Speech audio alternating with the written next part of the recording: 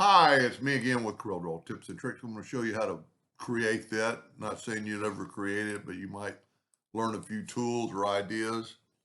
If we take an ellipse and hold down the control button, and I don't care what size you make it, just make it 4 inches or something round. Then set your nudge factor on 4 inches and Control D and make a duplicate. And then Control D and go down.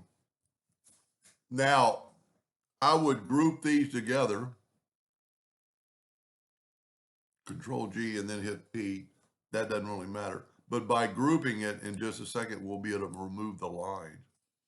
So we'll take the Smart Fill tool and we'll just fill this in.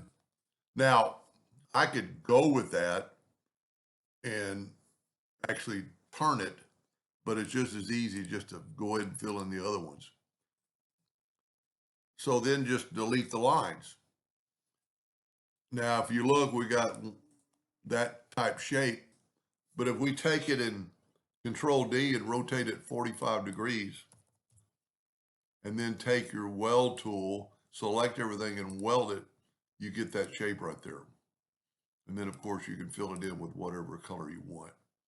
And since the video is not that long, let's play around with it a little bit. Get the interactive fill tool, just swipe through, go to the elliptical and put that somewhere in the center and go outwardly. And let's put dark in here. And then let's go with this turquoise in the middle. Then expand the dark out a little bit. And then when you